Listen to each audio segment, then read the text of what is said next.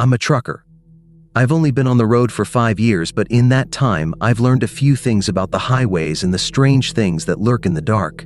The empty stretches, the dimly lit gas stations, the flickering neon signs, they all create an atmosphere where anything can happen. The night can feel endless, and sometimes it feels like the road has a mind of its own. It was late October when I started my route from Reno, Nevada to a small town in Wyoming. I had just loaded a truck full of office furniture, chairs, desks, and the like, something nobody thinks about until they need it. The trip wasn't particularly special, just another job, but there was something different about that night. I noticed it as soon as I hit the highway. As I drove out of Reno, the sun set behind the mountains, casting long shadows across the road. The sky turned a deep purple, and for a moment, it felt peaceful. The hum of the engine was soothing, and I settled into my seat, ready for the hours ahead. I had my route planned out, with a few rest stops in mind to grab coffee and stretch my legs. The first few hours passed without incident. The road was empty, and I enjoyed the solitude. Driving at night has its perks: no traffic, no noise, just me and the stars. But around midnight, I felt a shift. It started as a knot in my stomach, a subtle tightening that made me uneasy. I chalked it up to fatigue, a result of the long day. After all, I was used to these late-night drives. I turned up the radio, hoping some music would distract me. But instead of music, I got static. I fiddled with the knobs, trying to find a station, but all I could hear was that irritating white noise. "Just great," I muttered to myself, rolling my eyes. I turned off the radio and focused on the road ahead. As I drove deeper into the night, the feeling of unease grew stronger. I scanned the highway, but all I could see were dark stretches of asphalt and the occasional sign for towns that seemed to be miles away. Then, out of nowhere, I spotted something up ahead, a figure standing by the side of the road. I squinted, trying to make it out as I approached. It was a man, dressed in an old, worn-out coat, his face hidden in shadow. He stood perfectly still, staring at me as I got closer. I slowed down, my instincts kicking in. Was he in trouble? Did he need help? As I passed him, I couldn't shake the feeling that he was watching me, his gaze penetrating and eerie. I glanced in my side mirror, and he was still standing there, just as he had been, frozen in place. My heart raced. "What the hell was that?" I whispered to myself. I pushed the accelerator, eager to put some distance between me and the figure. A mile or so down the road, I let out a breath I didn't realize I was holding. Just a hitchhiker, I told myself. Nothing to worry about. But the sense of unease lingered. It gnawed at me, making me feel like I was being pulled into something I didn't understand. After a while, I stopped at a rest area. The fluorescent lights flickered overhead, casting a harsh glow over the empty parking lot. I stepped out of the truck to stretch my legs and clear my head. The air was crisp, a chill running through it as I walked around the truck. I glanced over my shoulder, half expecting to see the man still standing there, but the lot was empty. I made my way to the restroom, splashed some water on my face, and looked in the mirror. My reflection stared back at me, wide-eyed and weary. I splashed more water on my face, trying to shake off the strange feeling that clung to me. As I stepped outside again, the darkness felt heavier, pressing down like a weight on my chest. I climbed back into the cab and turned the key in the ignition. The engine roared to life, but the feeling in my gut didn't fade. I pulled back onto the highway, the headlights cutting through the darkness like a knife. The miles rolled by, and I tried to focus on the road ahead, but my thoughts kept drifting back to that figure. What was he doing out there? Why had he been just standing there in the middle of nowhere? I shook my head, trying to clear my mind. A few more hours passed, and the landscape began to change. The flat desert gave way to rolling hills, and the trees started to appear along the roadside. I felt a slight sense of relief. I was making progress. But then, as I approached a small town, I noticed something strange on the side of the road. There was another figure standing there, just like the first. This one was a woman, dressed in a tattered dress that fluttered in the wind. Her hair hung limply around her face, and she stared at the ground, as if lost in thought. I slowed down as I passed her, my heart racing again. "What is going on?" I muttered under my breath. I wanted to stop, to see if she needed help, but that feeling of dread washed over me again. I sped up, not looking back. The highway twisted and turned, and the trees loomed overhead, creating a tunnel of darkness. I gripped the wheel tighter, trying to shake off the strange sensations that had taken hold of me. Just when I thought I could put it behind me, my headlights caught a glimpse of something in the road ahead. A deer? A piece of debris? I braced myself, but as I got closer, I realized it was something else entirely. It was a man, a different man than before, laying on the asphalt. I slammed on the brakes, skidding to a halt just inches from him. My heart raced as I opened the door, stepping out into the cool night air. "Hey, are you okay?" I shouted, but he didn't move. He lay there, face down, as if he had collapsed. I felt a cold shiver run down my spine. "What the hell?" I approached cautiously, my breath quickening. As I got closer, I could see that he was wearing the same type of coat as the man I had seen earlier. "What's going on?" I whispered to myself. I reached out to turn him over, but then he suddenly jerked awake, his eyes wide and wild. "Don't," he screamed, his voice hoarse. "You need to turn back." I stumbled back, shock coursing through me. What? His eyes darted around, frantic, as if he was seeing something I couldn't. "They're coming for you. You have to leave." I was frozen in place, caught between fear and disbelief. "Who's coming?" I demanded. But he didn't answer. Instead, he scrambled to his feet and darted into the trees, disappearing into the darkness. I stood there, heart racing, trying to make sense of what had just happened. "What the hell is going on?" I muttered again, shaking my head. I climbed back into my truck, slamming the door behind me. I needed to get out of there. I fumbled with the keys, my hands shaking, and finally got the engine running. As I pulled back onto the highway, I glanced in the rearview mirror, half expecting to see the man still standing there. But the road was empty, the trees dark and silent. The feeling of dread settled over me again, heavier than before. It was as if the night itself was alive, watching me, waiting for something to happen. I gripped the wheel tightly, trying to focus on the road ahead. The hours dragged on, and I pushed the pedal down, eager to reach my destination. But the landscape seemed to warp around me, the trees closing in as if they were trying to swallow the road whole. I kept glancing at the clock, feeling time stretch and warp as the darkness deepened. Suddenly, my headlights flickered. I cursed under my breath, tapping the dashboard. "Come on, don't do this to me now." The lights flickered again, then dimmed. Panic surged through me as the engine sputtered. "No, no, no," I shouted, trying to keep the truck steady. The engine stalled, and I rolled to a stop on the shoulder of the road. I turned the key, but nothing happened. I was stuck, alone in the dark with that creeping sense of dread tightening around. I took a deep breath, forcing myself to stay calm. "Okay, just think," I told myself. I grabbed my phone to check for a signal, but I had none. The screen showed only the dreaded "no service" message. My heart raced as I realized how isolated I was. I could see nothing but darkness on either side of the road, the trees looming like shadows. I stepped out of the cab and looked around, hoping to spot a light in the distance or hear the sound of a passing car. But there was nothing, just silence. I leaned against the truck, trying to gather my thoughts. Maybe I could flag down another truck or someone passing by. I started walking along the shoulder, peering into the darkness. The wind rustled the leaves, sending chills down my spine. And then I saw it again, a figure standing off the road, half hidden in the trees.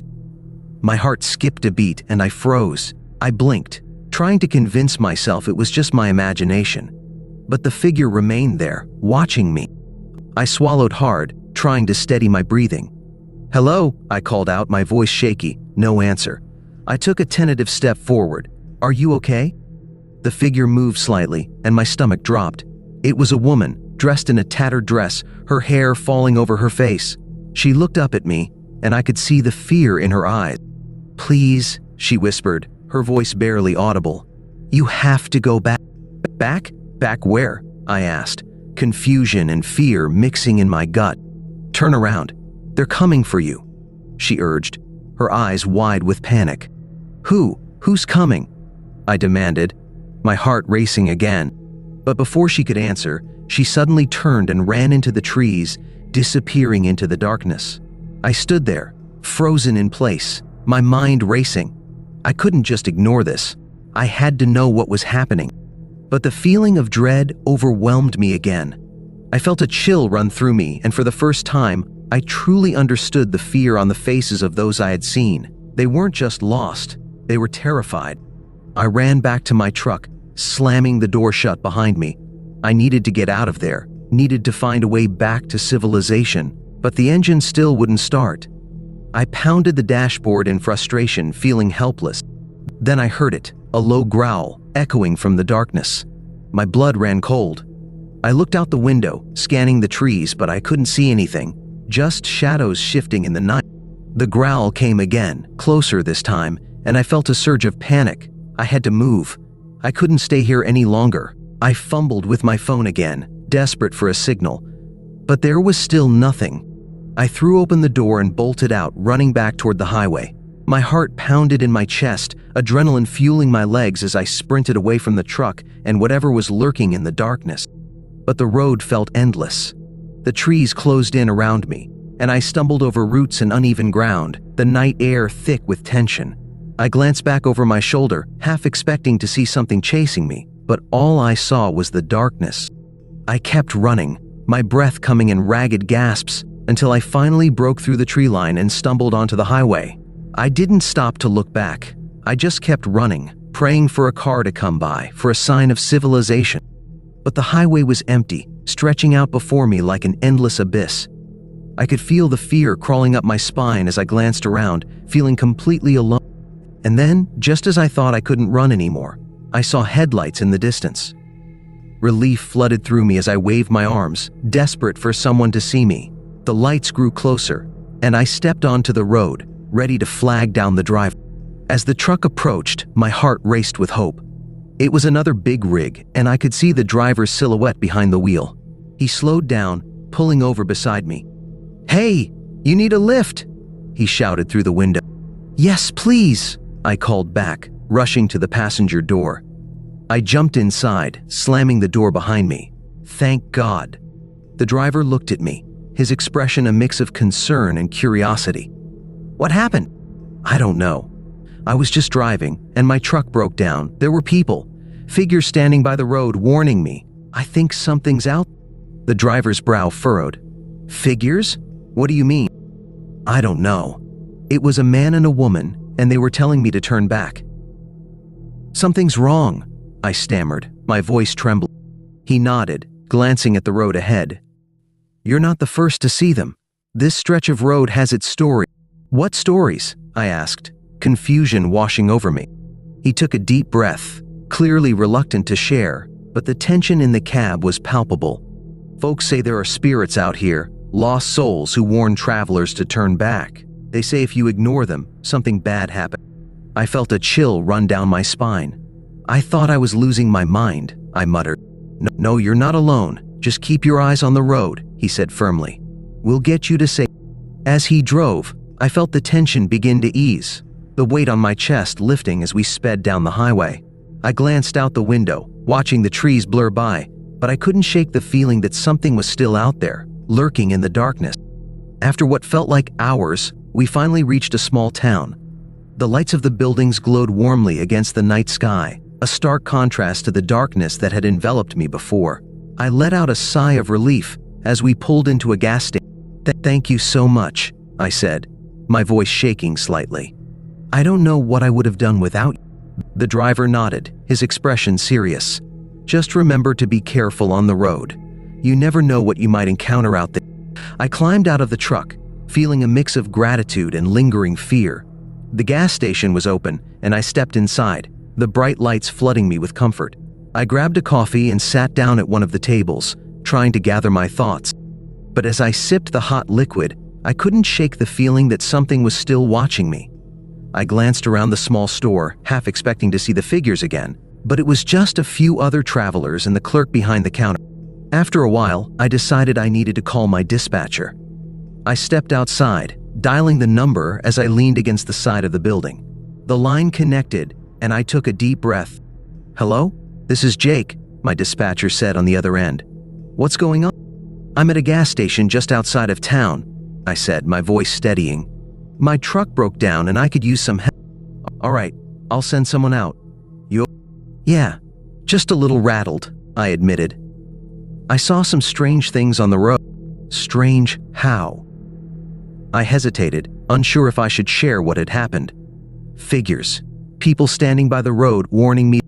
There was a pause on the line, and I could hear my dispatcher breathing. "You're not the first to say that," he finally said. "Listen, don't linger too long in that area. Just stay put until help arrives." "Will do," I replied, my stomach tightening. I hung up, glancing back at the gas station. The bright lights felt like a refuge, but I couldn't shake the feeling of dread that had followed me all night. I walked back inside, hoping to distract myself. But the longer I stayed, the more I felt that something was off. The customers moved in slow motion, their faces blank as they wandered through the aisles. The clerk seemed distant, almost robotic, as he rang up purchases. I felt a sense of disconnection, as if I were watching everything unfold from a distance. After a while, I decided to step outside again, hoping the fresh air would clear my mind. But as I walked toward the exit, I noticed something out of the corner of my eye, a flicker of movement near the edge of the parking lot. I turned, heart racing, and saw a figure standing in the shadows. It was the woman from earlier, her dress tattered and her hair hanging over her face. She was staring directly at me, and I felt a chill run through my bones. I wanted to run, to escape, but my feet felt rooted to the ground. "Please," she whispered, her voice echoing in the stillness. "You have to leave." I opened my mouth to speak, but no words came out. Fear gripped me, and I felt the world tilt around me. "What do you want?" I finally managed to say. "They're coming for you." "You can't stay here," she urged, her eyes wide with desperation. I took a step back, shaking my head. "I don't understand. Who's coming?" But she didn't answer. Instead, she pointed toward the trees at the edge of the parking lot, her finger trembling. I felt my heart pound in my chest as I turned to look, the dread pooling in my stomach. And then I saw it. Figures moving in the darkness, shadows shifting and closing in around us. Panic surged through me, and I turned to run back inside the gas station, but the door wouldn't budge. I pounded on it, but it felt like a solid wall. "Let me in," I screamed, fear and desperation mixing in my voice. But the figures were getting closer now, the darkness swirling around them like smoke.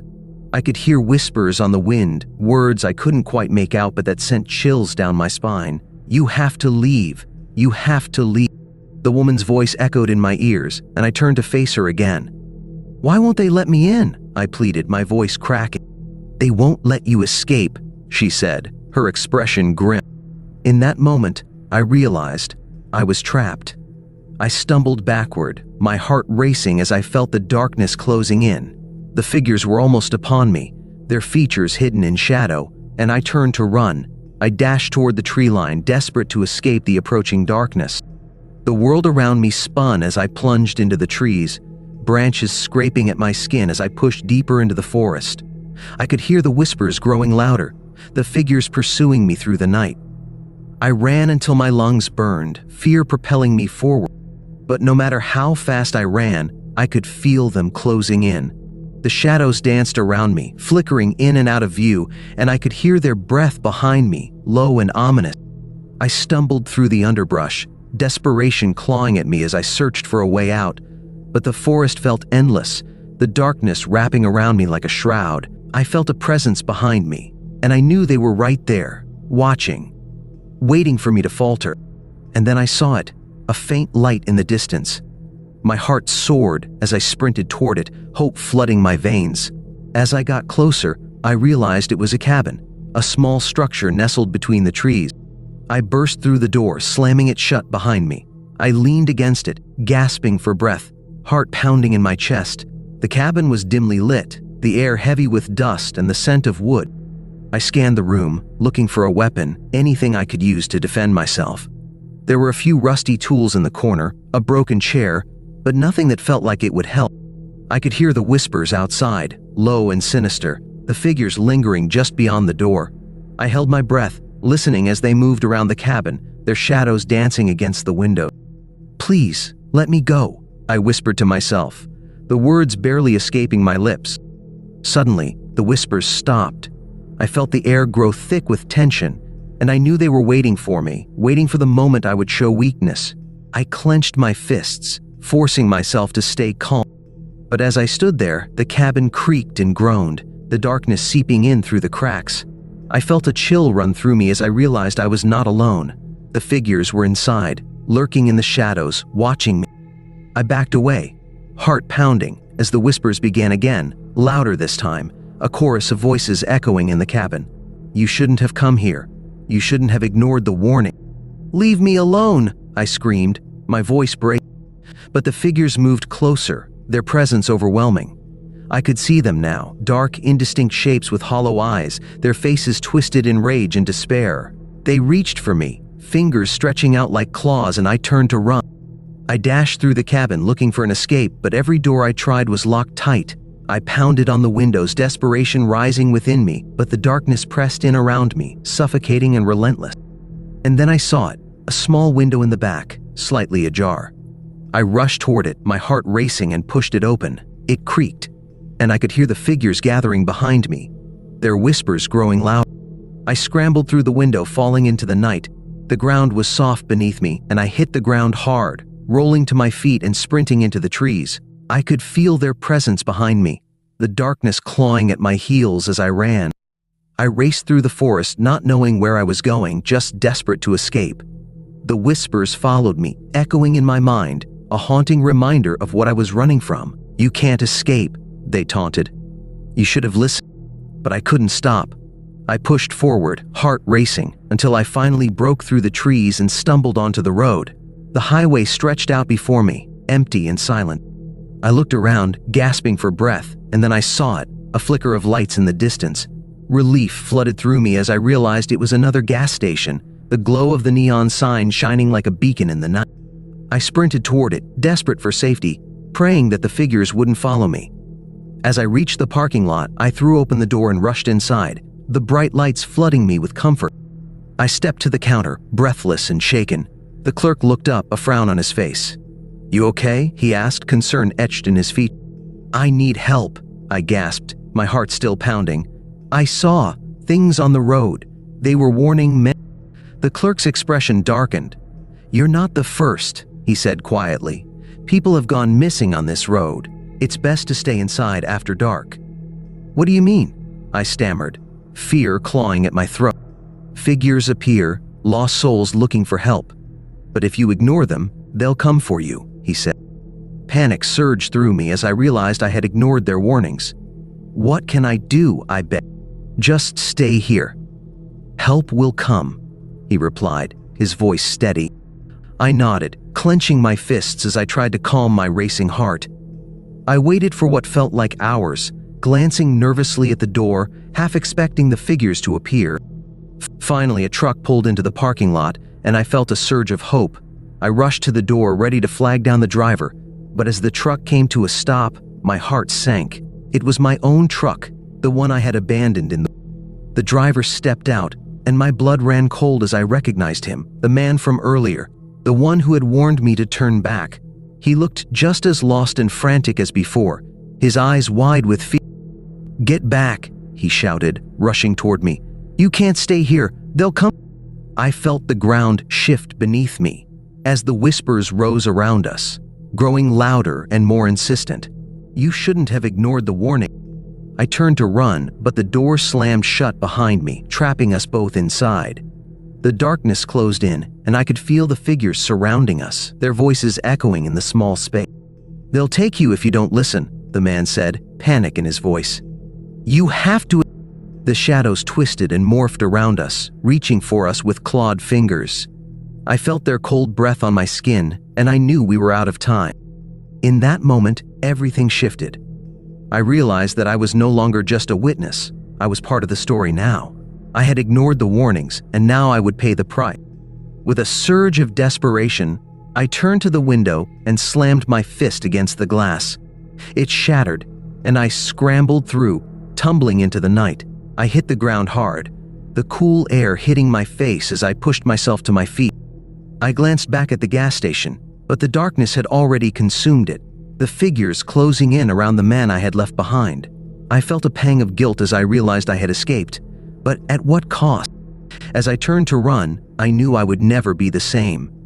The darkness had left its mark on me, a haunting reminder of the things that lurk in the night. I sprinted down the highway, determined to find a way out of this nightmare, but I knew deep down that the road would never truly let me go.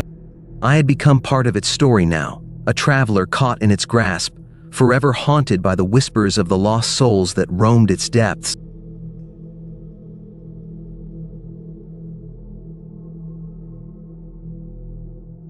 I've been driving trucks for over 20 years, and let me tell you, I've seen my share of strange things out on those lonely highways. You get used to it after a while, the dark roads, the weird sights at night, the tricks your mind plays when you're tired. But what happened to me that night on Route 17, well, that was something else. That was real. It was late October, just about midnight.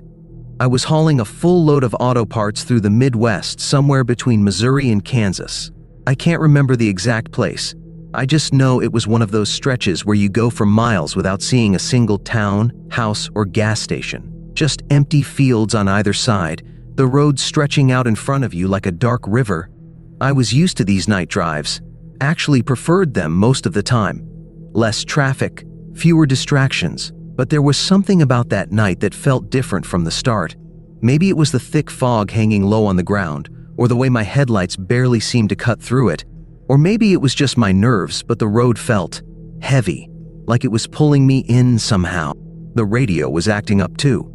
Static kept cutting in and out, even on stations that were usually strung out in that area. I'd flip through the channels, trying to find anything that came in clear, but all I got was snippets of voices, bits of old songs, and static. Lots of static. Finally, I just turned it off. The silence was better than that weird, garbled noise. After a while, I started feeling that itchy, jittery kind of tiredness you get on these long hauls. I wanted to push through to the next rest stop, but my eyes were getting heavy, and I knew I'd have to pull over soon. Then I saw her.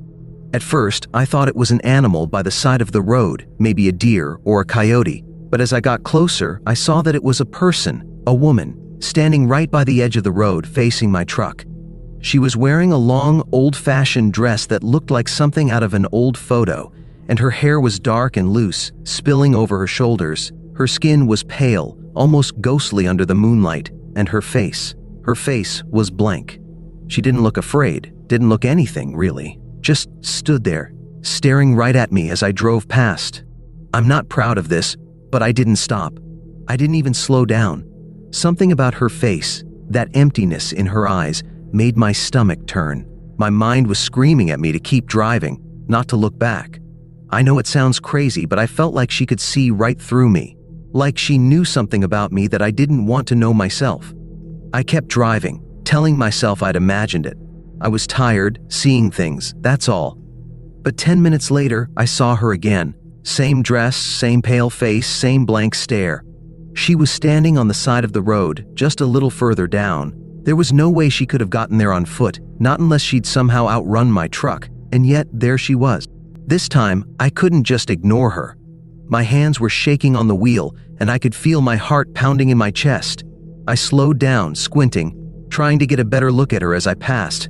But as soon as I got close, she seemed to disappear into the fog.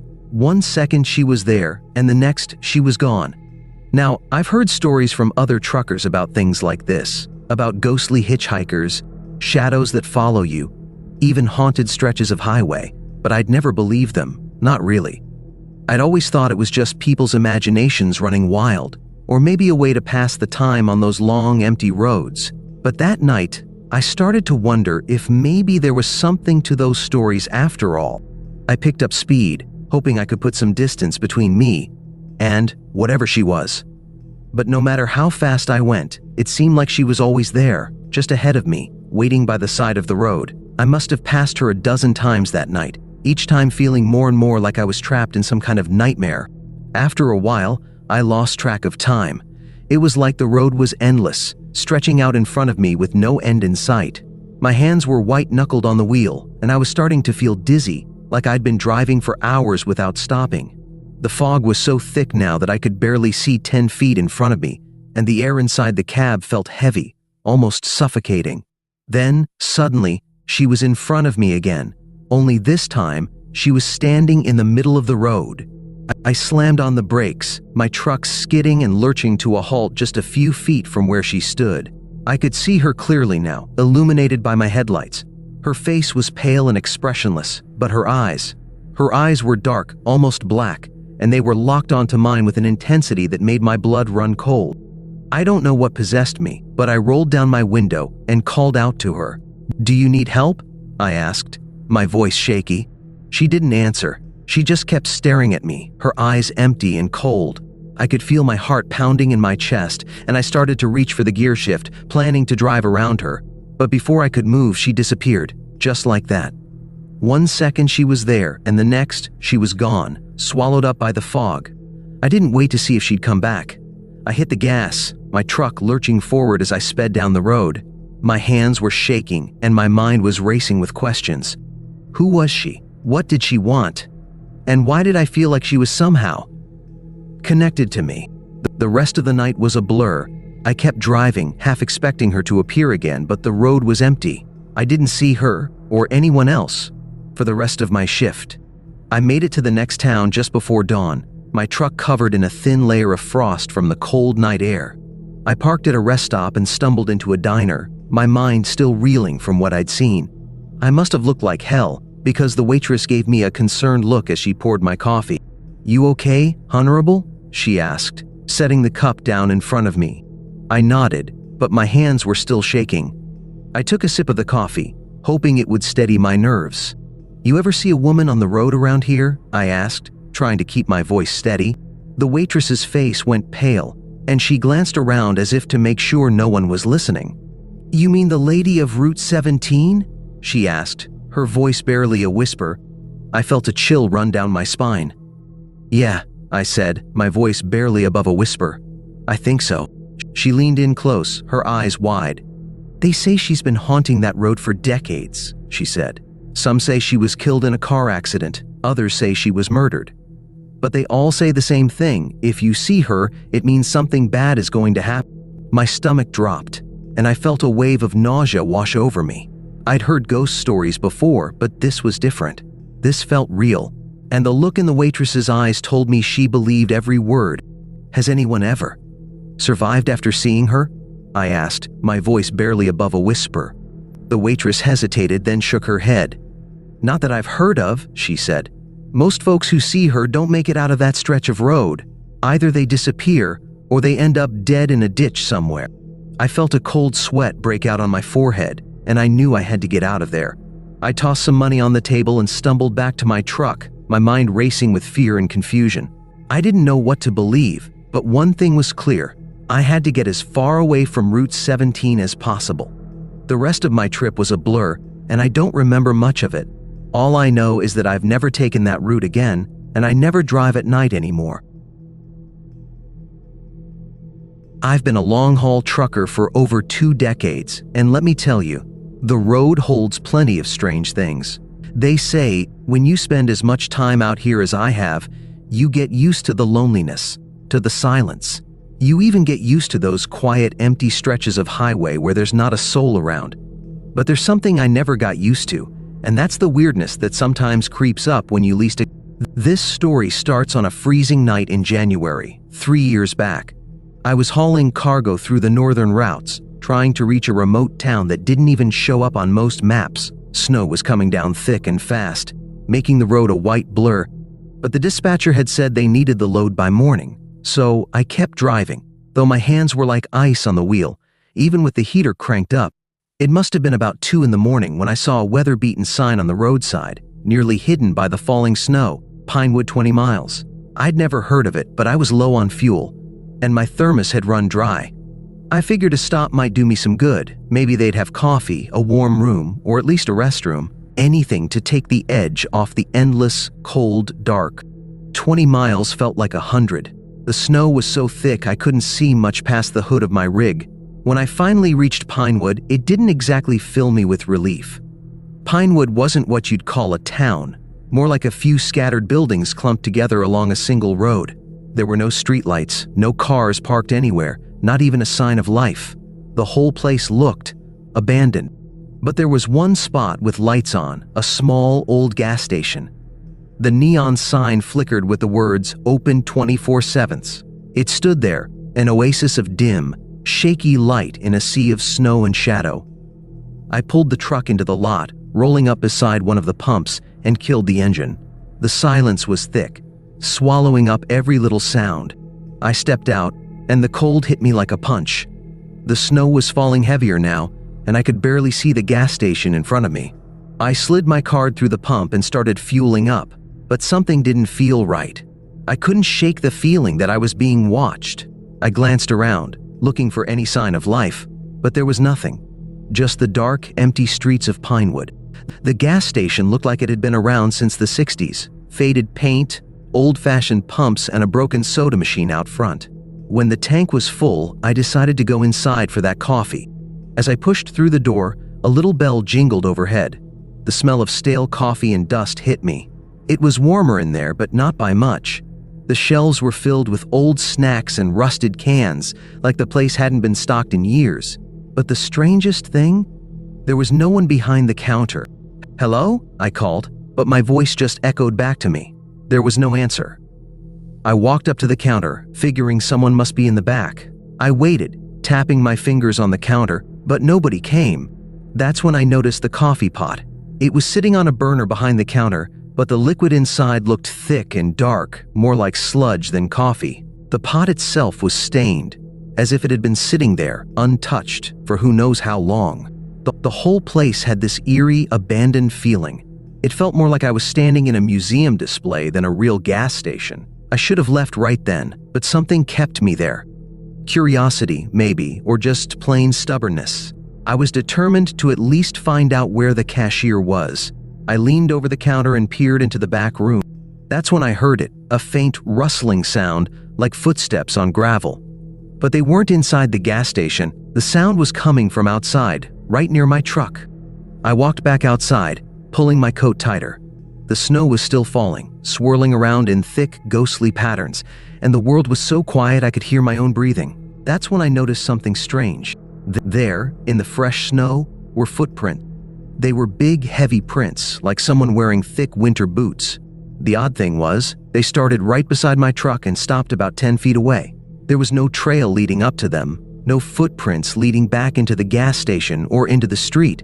Just a set of prints starting out of nowhere and stopping in the middle of the snow. I felt a shiver that had nothing to do with the cold. I stood there, staring at the prints, trying to make sense of them. That's when I saw something in the distance. A figure standing in the road, just at the edge of the gas station's light. I couldn't make out any details, just the outline of someone tall, wearing what looked like a long coat.